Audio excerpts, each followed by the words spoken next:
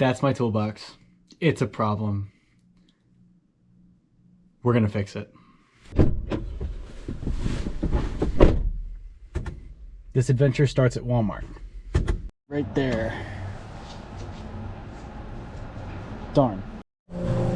It's a new day. We found one.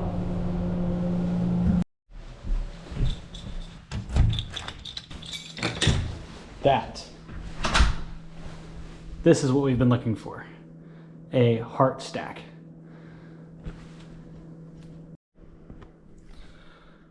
I filmed this entire process like a month and a half ago when I built this toolbox, but I don't think I can use any of it. So let's just talk about it.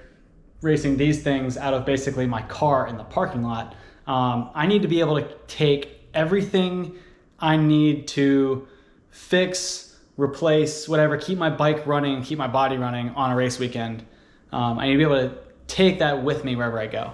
So the idea was to take this heart stack. It's a very affordable but high quality toolbox stack system that you can get at Walmart for less than $100.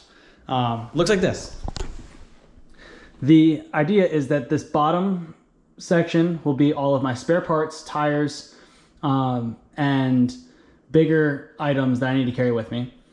The middle stack will be things like kind of mid-sized tools like hammers, and then things like greases, lubes, tire sealant, things of that nature. And then this top stack is all of my specific hand tools for fixing my bike. And this is the section, this top third is what we're focusing on here. So this is what I'm calling version 1 of my custom mountain bike toolbox build.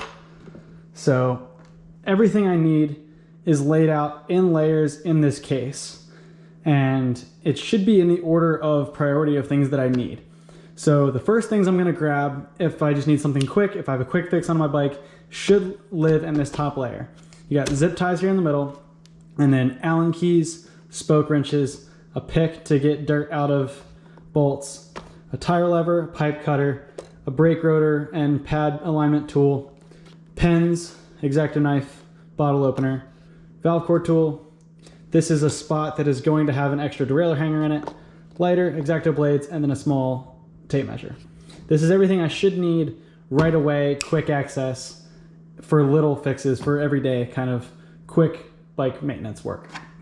And then we go one layer deeper. We can just set these out to the side. If I'm in the pits, if I have space to expand my toolbox, I can take these layers out a little wider. Now the second layer down is gonna have things that are a little more specialized. Maybe some bigger tools like pliers, needle nose pliers, box end wrenches, spanners, a cassette tool, chain whip, torque wrench, chain checker, chain tool, master link pliers, a backup cassette tool, things of that nature. So this is everything that I should need to fix most things on my bike. If there's something that requires a tool beyond this, it's probably a bigger issue. Now, while this may look very fancy, I promise you it's not. This is version 1. This is like the first prototype of this box. I'm not sure that this is everything I need. I'm not sure that this is the right assortment of things. I'm not sure that this is the right organization. And so with that in mind, I wanted to make this as cheap as possible and as modular as possible. And there's one secret ingredient that made this happen on a budget.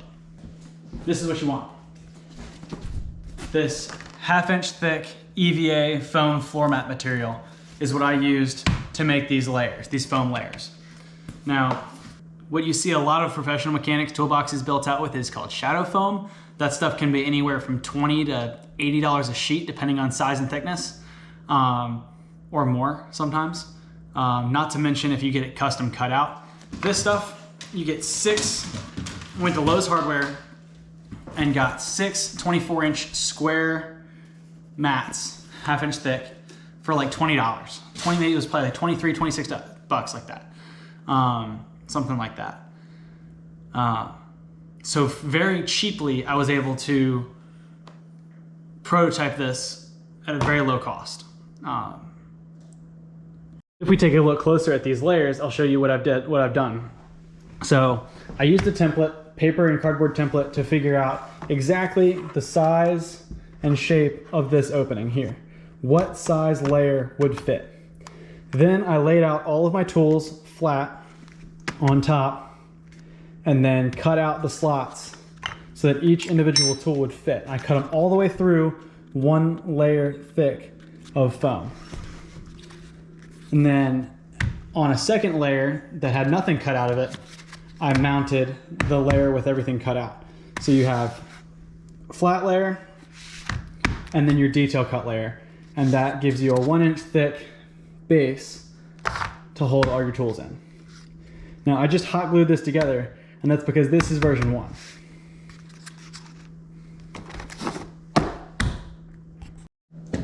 For me as a designer, everything is a very iterative process, which means I'm constantly trying to improve and recreate and reimagine new solutions to problems. So this is very much my first take on this toolbox. Now I'm in kind of the testing phase. So basically from now through preseason, I'll be taking this toolbox with me everywhere. Anything that breaks when I build this bike, when I inevitably break things on this bike, when I get another bike and break things on that, when I have to fix it, when I have to maintain it, I'll be using this toolbox. I've already used it a good bit and have a couple things that I want to change and have some ideas for improvements. So as I take notes and as I think of these solutions and these new improvements that I can make, there will inevitably be a version 2, a version 3, a version 4, and hopefully we should just be able to constantly improve this over time. And that brings me back around to the process of why I did this way. This was very easy to put together. It took about a day, couple hours worth of time with an X-Acto knife and a hot glue gun, and it works. It works. There are fancier tools that I have access to and that I have knowledge of how to use that could make this look way better. But that would kind of defeat the purpose because this is inevitably just a prototype. What's great about these toolboxes is the modularity. So currently in this second tier, I've got my internal routing guide, greases, lubes. If I do snap a derailleur and need to go single speed, there's a single speed chain guide tensioner. I've got a bleed kit, electric screwdriver with a T25 bit for doing brake rotors. I've got some drivetrain cleaner, gotta have a hammer. And then some other bigger tools will go in here as well as some spare parts. And then in the base layer is where I keep a lot of my more battery powered stuff and my bigger tools. So spare tires are also gonna live down here because there's a little more space. But currently I've got a drill, a light, some socket wrenches, some bigger toolkits, some paper towels, and I'll probably throw a Bluetooth speaker in there as well for race weekends. Alternatively, this bottom layer could also be used as a drink cooler for food and drinks and stuff if I'm camping. So I love the modularity of this kit. It's pretty nice, pretty high quality stuff considering the price. And it's on wheels.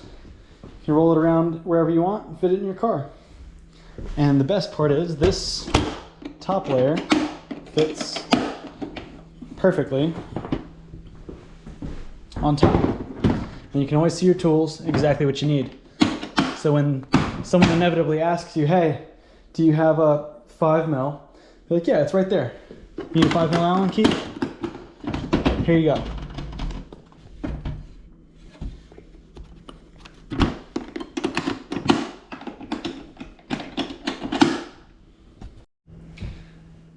So the process for creating a custom toolbox like that on a budget is pretty easy. Like I said, you really just need some basic tools, an X-Acto knife, hot glue.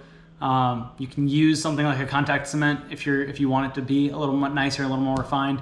If you have access to a laser cutter, you can go in Illustrator or another vector drawing program and draw up a vector file for all your tools and have things laser cut. That's another way to make things really clean. But if you just want to prototype it, can't beat a knife and a hot glue gun. Anybody can figure out how to do this with just an empty afternoon. So if you found this interesting, let me know down in the comments. Yeah, and stay tuned. If you want to see version 2, when I inevitably upgrade this here in about a month or two, let me know, and I'll try to film that process a little more thoroughly. But for now, I guess I'll just leave you with a bit of a montage of me actually building this thing. Until next time, thanks for watching, guys. See you, friends.